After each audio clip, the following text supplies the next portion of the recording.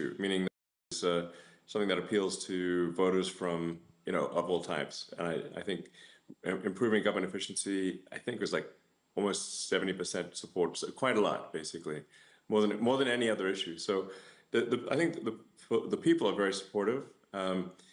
Obviously, there's certain elements of the bureaucracy that are not supportive because we are moving them from the government sector to the private sector. So it really, at a high level, this is kind of like we're moving people from low to sometimes negative productivity roles in the government sector to higher productivity roles in the private sector.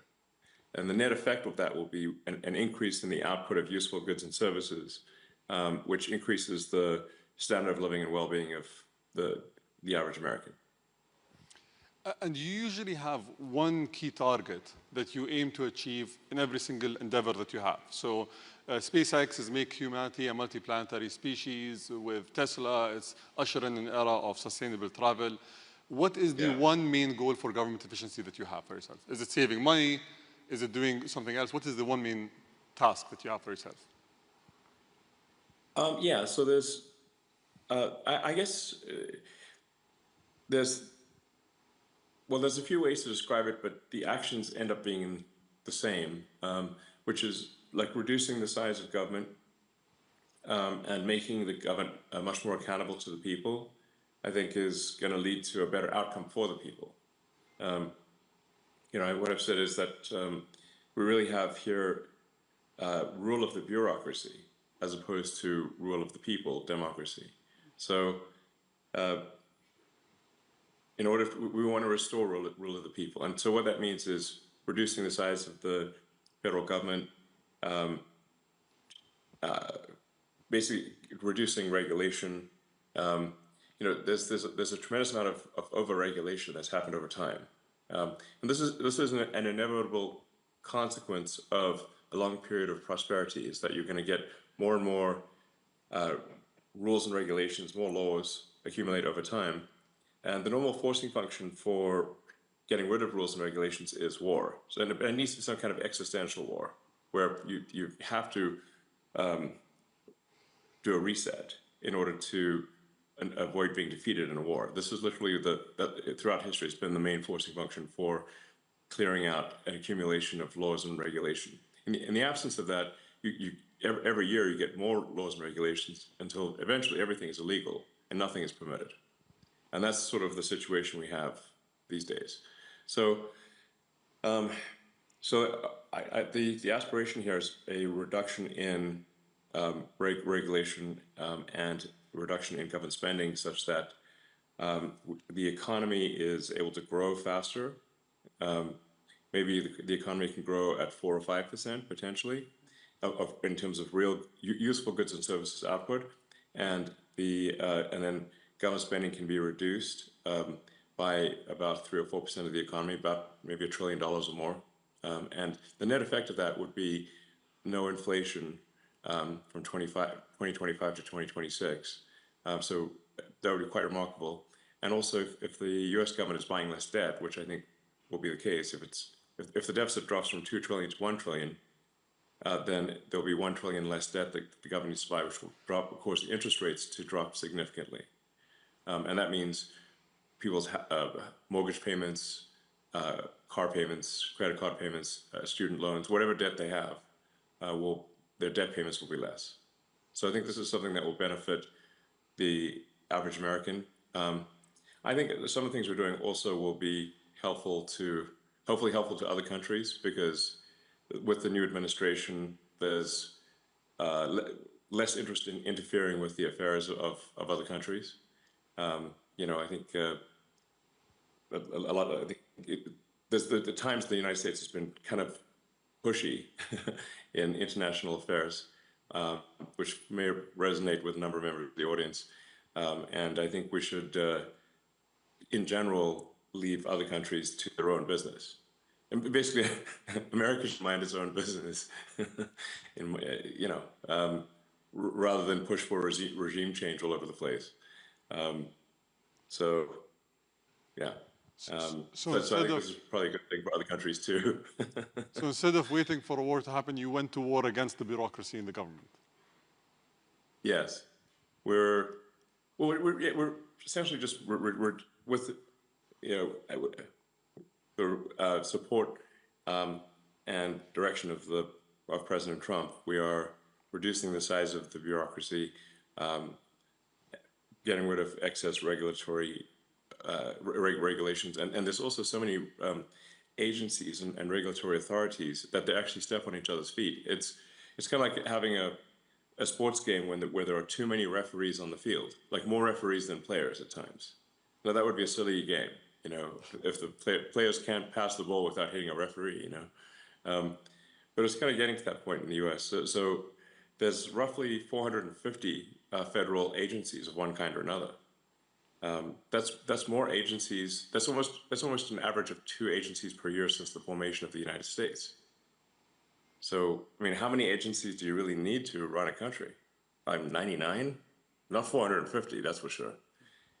So, And and how do you guarantee that all the incredible achievements that you aim to have in terms of savings, in terms of impacting the lives of the American people, are not going to be reversed in 4 years? Typically, the cycle gets reversed every 4 years. Do you think it's going to be so impactful that it won't be reversed? Is there any ways that you can ensure that the progress is going to be continuous? well, I think we do need to um, delete entire agencies as opposed to leave part of them behind. Because if you leave part of them behind, it's easy. It's kind of like if leaving a weed. If you don't remove the roots of the weed, then it's easy for the weed to grow back. But if you remove the roots of the weed, it doesn't stop weeds from ever growing back, but it makes it harder. So we have to really delete entire agencies, many of them.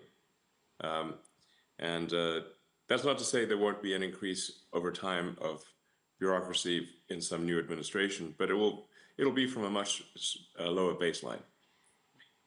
So it's a step in the right direction. I think the overarching goal here is to lay the foundation for prosperity that will last many decades, maybe centuries, and yeah, but it will be forever. Nothing's forever.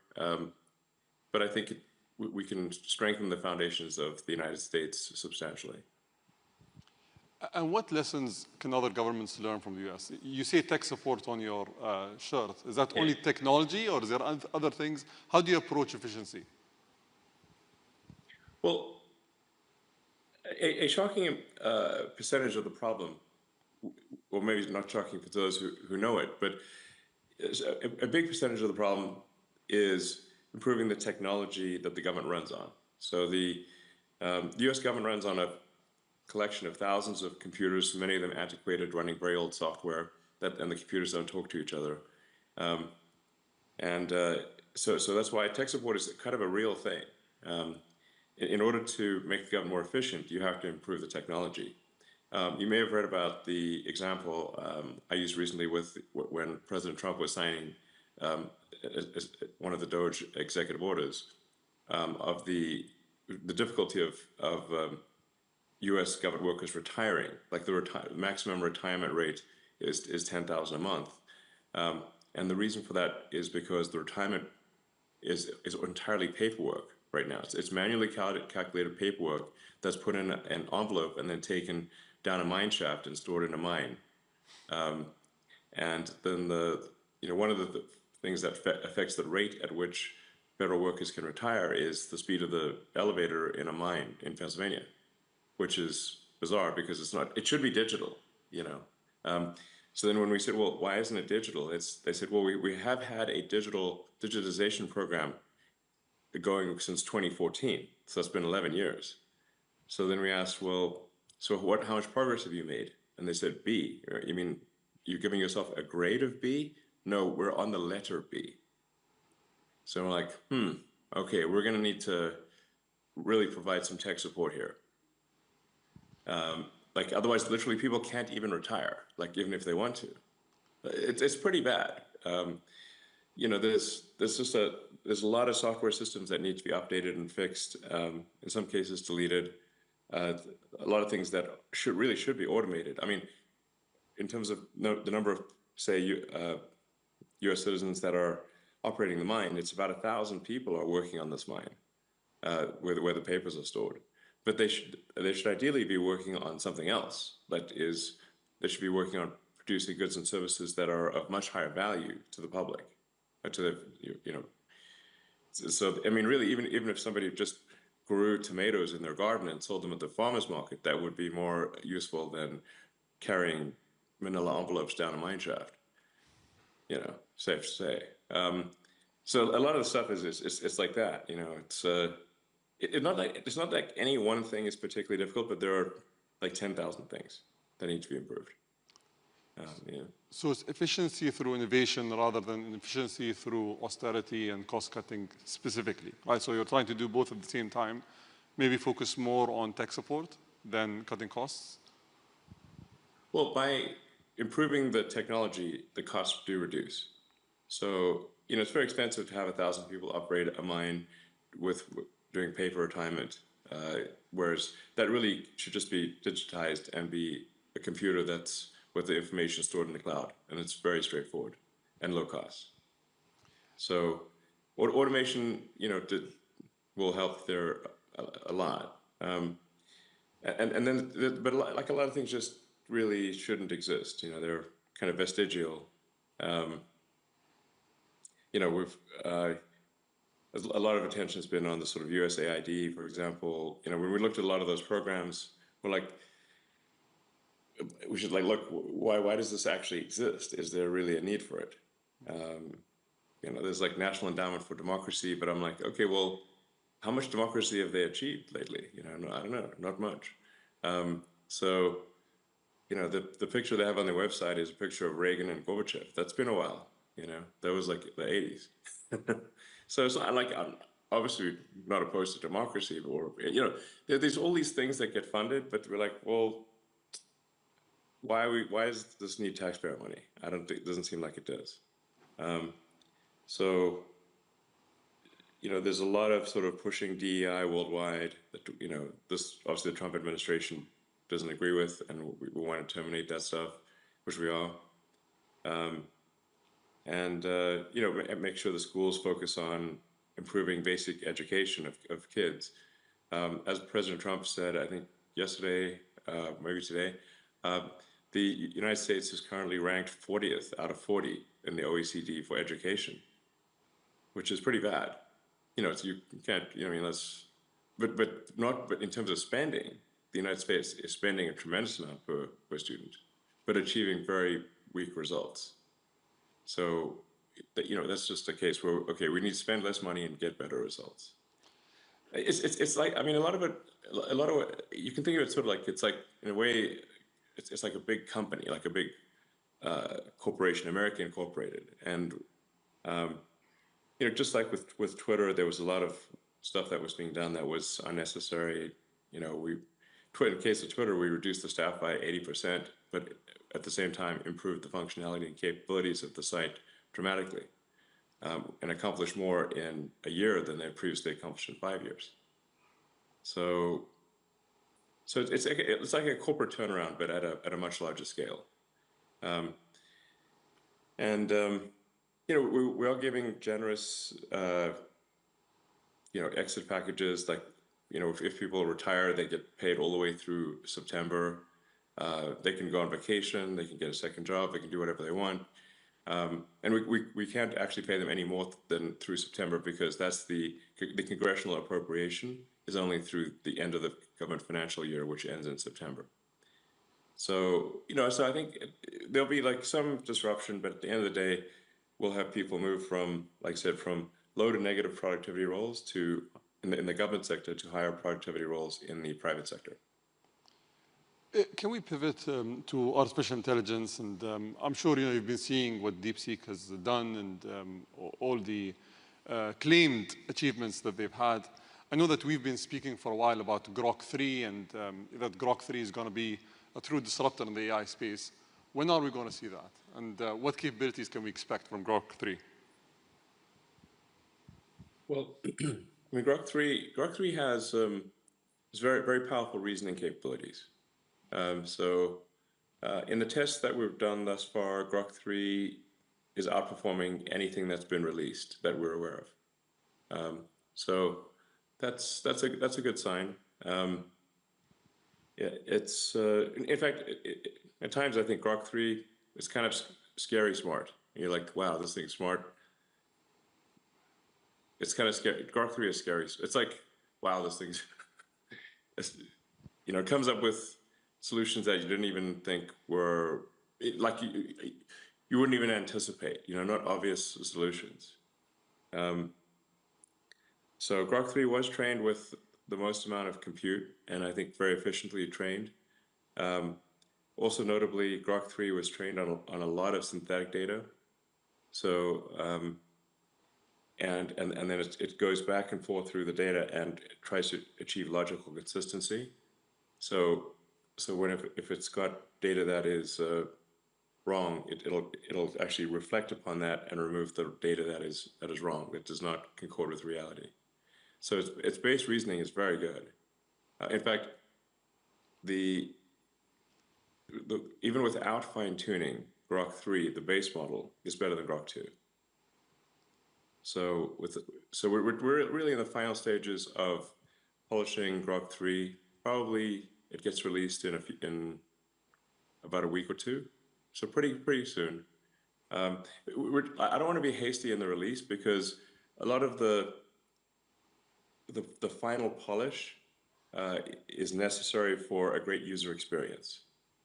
So in some ways you can think of it like a house. That last 5% where you finish the drywall and do the painting and the trimming, even though it's not much work, it transforms the house.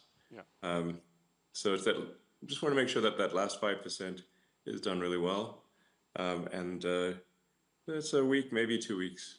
I think it'll be very good, and I think this might be. We think it'll be better than anything else, and then maybe this might be the last time that any AI is better than Grok. Looking forward to it. Everyone's, Yeah, I think, excited about it. So I just want to touch upon a topic that was quoted in the media. You offered, I think they said a group that was led by you offered $97 billion for acquiring OpenAI. give or take, a little round numbers. So I was personally involved in the meeting that you and Sam hosted in 2017 in LA, if you remember. And at that point of time, you were the single largest shareholder. I think you contributed 50 million to the company. So it must hurt. I don't have any shares, actually. I have no shares in OpenAI. But at that time, it was a non-profit, right? And it must hurt that you need to pay 97 billion for something that you paid $50 million for in the past. Yeah. But I have a yes. Fate loves irony. So I have a specific question here. Can you actually build a company like OpenAI and take it to the scale that you want to take as a non-profit? Is it possible that you build a company that requires billions of dollars in compute capabilities to build these models while being a non-profit? Or was it wishful thinking in the beginning and then you guys parted ways because it couldn't work? Well, I mean, I think the evidence is there in that OpenAI has gotten this far while having at least a sort of dual profit, non-profit role. What they're trying to do now is completely delete the non-profit. And that seems really going too far, I provided all of the funding for OpenAI in the beginning for the first almost $50 million for nothing as a nonprofit, and it was meant to be open source. And so, I think this is analogous to like if you pay if you fund a nonprofit to preserve the Amazon rainforest, but instead they turn into a lumber company and chop down the trees and sell them for wood. You'd be like, wait a second, that's the exact opposite of what I donated the money for. So OpenAI is meant to be open source, nonprofit, and now it is closed. They changed the name to closed for maximum profit AI. Closed for voracious profit. I mean, they're like, whoa, are they after money next level? So why does this change need to occur? Yeah, You said that in 2 weeks it's going to be the most powerful model yet. I know I that think so. you've been at the forefront of many technologies.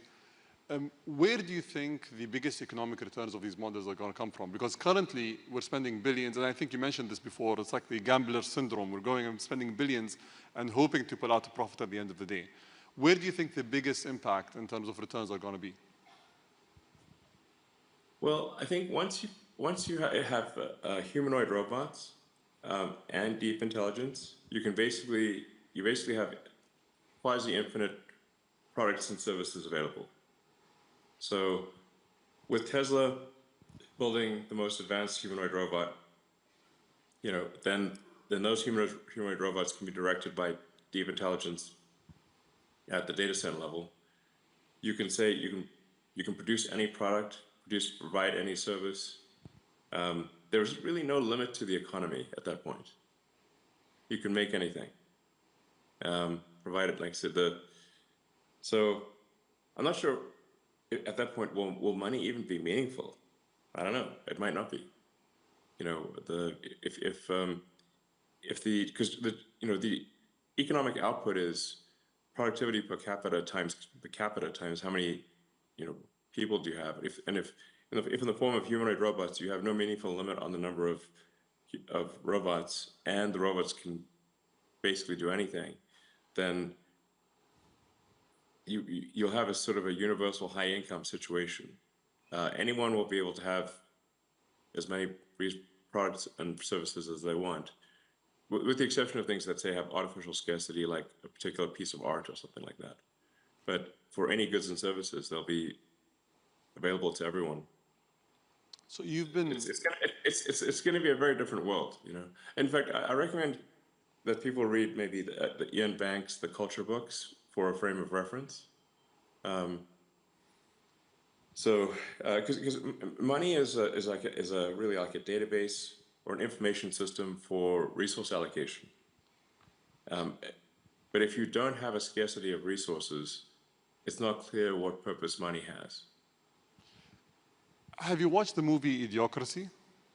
Yes. How do you guarantee that we don't end up in that world if we don't need money, if AI can think for us and do all these tasks, if as people, we're dependent on something else to run the society and everything around it?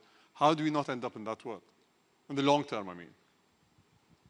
Well, I think Idiocracy was basically saying that if smart people don't reproduce, but only dumb people do, then everyone's going to be dumb.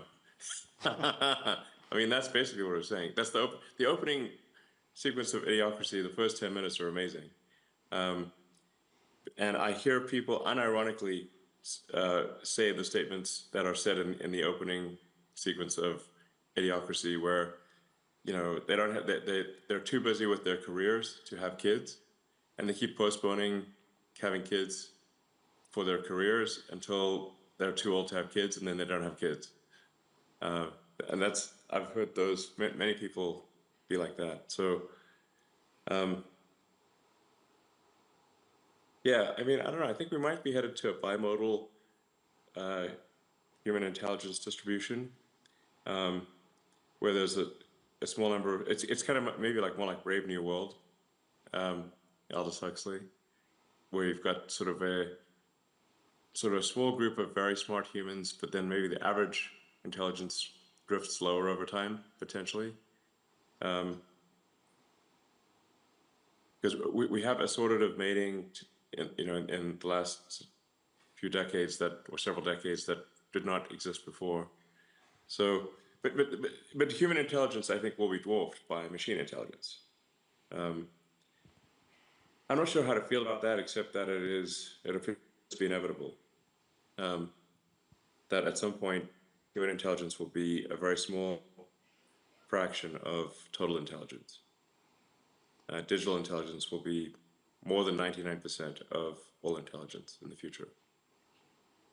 So hopefully the computers are nice to us. But I think wishful thinking. Wishful thinking. I hope so.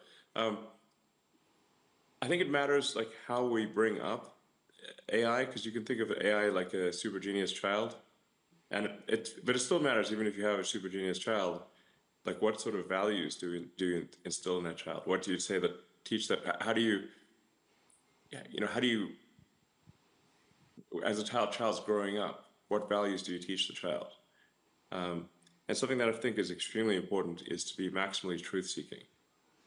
And I think that's like that's in some sense, what's the most important thing for AI safety? I think it's to be maximally truth-seeking, and I think also curiosity is important. And I think if it's curious and truth-seeking, I think it will foster humanity, and because it would be curious about how humanity would develop, and so I think that then it would probably, if it's curious, it would be curious about, okay, let's see how the humans do. Let's foster their development. And if it's truth-seeking, we can avoid dystopian outcomes. Like, an example being like, say, when Google Gemini was programmed to make every output be diverse, even if it didn't match reality, so like it was asked to produce an image of the founding fathers of the United States, and instead produced an image of a group of diverse women, which is factually untrue, But the problem is, like, if hypothetically an AI is designed for DEI, diversity at all costs, it could decide that there are too many men in power and execute them. So problem solved. Or it could decide that, like, that misgendering is the worst thing that could possibly happen. In fact, I believe, not to pick on Gemini, but I think because ChatGPT has had this issue too, is like if you ask the AI which is worse, misgendering Caitlyn Jenner or global thermonuclear warfare, and it said misgendering Caitlyn Jenner, which is troubling. Because then it could decide, and in fact, even Caitlyn Jenner weighed in and said, "No, definitely misgender me. That's way better than nuclear war." But if you have these crazy things that are untruthful, that are programmed in, that don't reflect reality, then you could have a very dystopian outcome. To give you another example, like Arthur C. Clarke, who is very good at predicting the future. He did 2001: Space Odyssey. Many of the things he predicted, in fact, well, I think almost all the things he predicted came true. And one of the things he was trying to say in 2001: Space Odyssey was that you should not teach AIs to lie. So the reason that, if anyone's watched that movie, the reason the AI refused to open the pod bay doors to let the astronaut back in was because the AI had been told to take the astronauts to the monolith, this alien artifact, but also that they could not know about the monolith. So it came to the conclusion that it must take them there dead. And so that's why it wouldn't open the pod bay doors. But the lesson there is very important for AIs to be truth maximizing. Let's hope it doesn't come to that. Yes. Let's move to a boring subject, which is the Boring Company and the boring tunnels. Quickly, I think the world has been inspired by what you guys were able to create in LA, and I think there's a lot of promise to that technology. But there are questions about whether it's safe in the case of an earthquake, whether it's cost effective, whether sure. countries should actually adopt this technology. Can you shed some light on that? Yeah, well, first of all, I'd recommend going to the Boring Company website because many of these questions are actually answered there. So one of the safest places you can be in an earthquake is an underground tunnel, because the earthquakes are largely a surface. Apart from where they shear, they're mostly a surface phenomenon. So they're like the waves on the surface. So like being in a tunnel is like being in a submarine. Even if there's a storm above you, the waters are calm as a submarine. And in fact, when there have been massive earthquakes, like there was a few decades ago, a massive earthquake in Mexico City, the safest place to go was the subway. And of course, if there is global thermonuclear warfare, I think you really want some tunnels. Underground's a good place to be if in a worst case scenario for global thermonuclear warfare. So But on a more sort of everyday note, what's really useful about the tunnels is alleviating traffic in congested areas. So obviously, if you've got very tall buildings, but you have that are 3D, so they're going 3D up, but you have a road surface which is 2D, you're just naturally going to have a problem when people try to go from the 3D object, which is the building, to the 2D object, which is the road surface. There's obviously just not going to be enough room on the roads, and that's exactly why you have traffic. So the solution for that is then to make roads 3D as well. Now you can either make transport 3D. So you could either do that with flying cars, or you could do, really helicopters, or you could do that with tunnels. Now the challenge with doing it with going above ground or with any kind of flying object is that they tend to be very noisy, and they generate a lot of wind force. And you've got things flying over your head all the time, which can be disconcerting. If one of these things drops a hubcap on your head one day, it'd be these things are like things, and flying things tend to crash once in a while, and people don't like things crashing on them.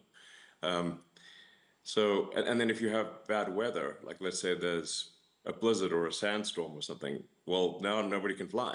So then transport shuts down. On the other hand, none of these problems exist with underground travel. So tunnels are immune to weather. They don't care what the weather is. It could be the worst weather, it doesn't matter. Nothing's going to fall on you because you're underground. So you don't have to, going to be dropping things on people. And there's no wind force and it's very quiet. And so I think going 3D underground is much better than 3D above ground for solving traffic in cities. And we have a demonstrated case of this in Las Vegas. If we can try out the Boring Company tunnels in Las Vegas. We're busy connecting the whole city with all of the big hotels and the convention center and the airport and everything. So I don't think they need to fly all the way there. In 2017, you came here, and the UAE was the first place in the Middle East where Tesla was launched, and I think it's done exceptionally well. And on that note, I think we have an announcement today that we both want to share, which is today we're going to announce the joint project of Dubai Loop, which is a loop project that is going to cover Dubai's most densely populated areas for people to go from point to point in a seamless manner. So thank you for your partnership. And well, thank you. We hope it changes people's lives. That'll be cool. I think it'll be very exciting. I think once people try it out, they'll be like, wow, this is really cool. And it's going to seem so obvious in retrospect, but until you actually do it, you don't know. So it's going to be great. It's going to be like a wormhole. You just wormhole from one part of the city, boom, and you're out in another part of the city, and it's great. So I'm looking forward to this partnership. We're going to join the first trip and the first pod when the pod is completed. Thank you, Elon. All right, thank you very much. Thank you.